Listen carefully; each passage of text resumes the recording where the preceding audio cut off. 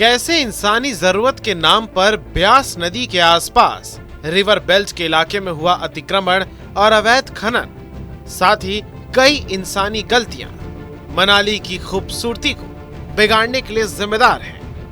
हिमाचल प्रदेश के hill station Manali के ब्यास नदी के रिवर बेल्ट इलाके से अब आपको TV9 की ग्राउंड रिपोर्ट दिखाते हैं। दरअसल यहां पर अवैध खनन को लेकर हिमाचल प्रदेश की कांग्रेस सरकार के 2 मंत्री ही आमने सामने आ गए हैं। ब्यास नदी अपने साथ जो सैलाब लेकर आई, वो सैलाब आया था नदी के ही रूट पर, लेकिन इंसान ने यहाँ पर क्या कुछ गलतियाँ कर रखी हैं जिसका खामियाजा उठाना पड़ा है, उसकी तस्वीर आपको दिखाते हैं। लोग कहते हैं कि ये नदी जो बह रही है, ब्यास नदी, ये उसका पुराना और असली रास्ता है, जबकि हकीकत ये है कि ब्यास नदी के अगल बगल में ये पूरा रिवर बेल्ट का एरिया है। सामने यहाँ पर आप देखिए ब्यास नदी जहाँ से पहले बहा करती थी, वहाँ पर ये नेशनल हाईवे बना दिया गया। गलती सरकारों की है, आम लोगों की गलती है। आप देखिए उन्होंने पूरा कंस्ट्रक्शन यहाँ पर रिवर बेल्ट पर कर दिया है। यहाँ अब देखिए ये सामने एक कार कंपनी का शोरूम है जिसकी बिल्डिंग ने आगे के घरों को तो बचा लिया, लेकिन ये बिल्डिंग पूरी तरह से ब्यास नदी के सैलाब से तहस नहस हो चुकी है। तमाम ये पत्थर भी ब्यास नदी के सैलाब के साथ ही बहकर आए हैं।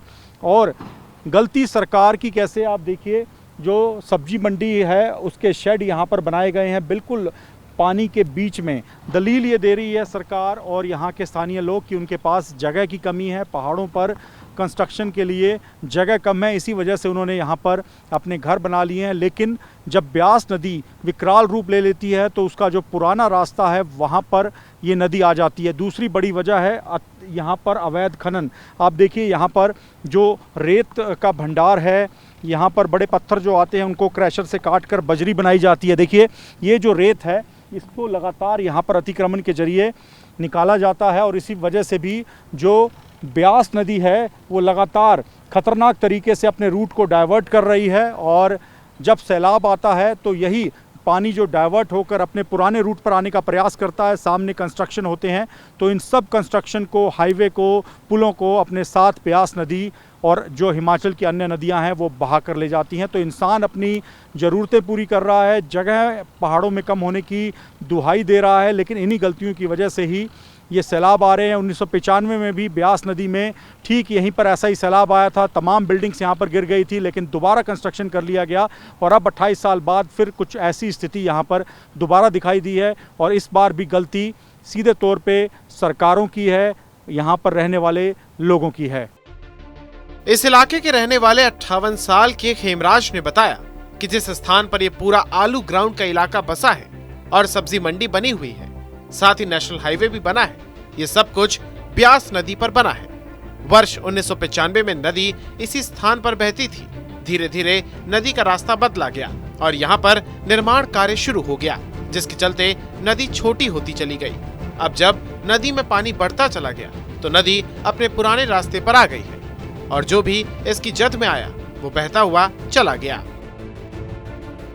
वहीं हिमाचल में हुई भीषण तबाही को लेकर अवैध खनन के मुद्दे पर सुक्खू सरकार के ही 2 सीनियर मंत्री आमने सामने आ गए। फिलहाल सरकार में कैबिनेट मंत्री विक्रमादित्य सिंह ने इस आपदा के लिए अवैध खनन को कारण बताया, तो वहीं उद्योग मंत्री ने इसे बचकाना बयान करार दिया है।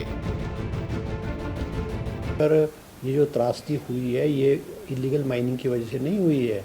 ये तो जो रेनफॉल है, जो बारिश हुई है, वो हैवी डाउनपोर हुआ है।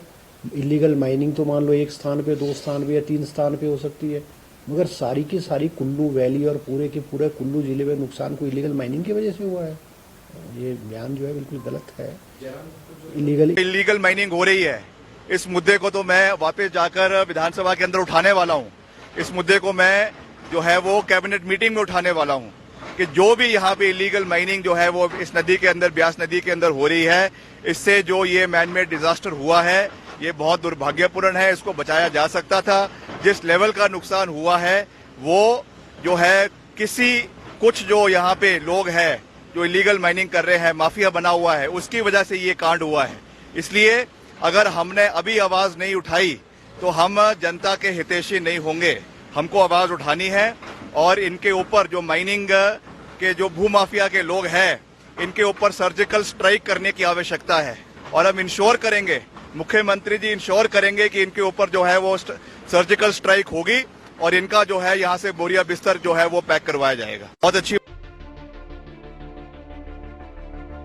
कहने को तो मनाली और हिमाचल प्रदेश के अलग अलग इलाकों में आई आपदा को लेकर सब लोग कुदरत का कहर ही कह रहे हैं, लेकिन इसमें ये कोई दो राय नहीं है कि इसके एक प्रमुख जिम्मेदार मानवीय जरूरतों को पूरा करने के लिए इंसानी अतिक्रमण भी है।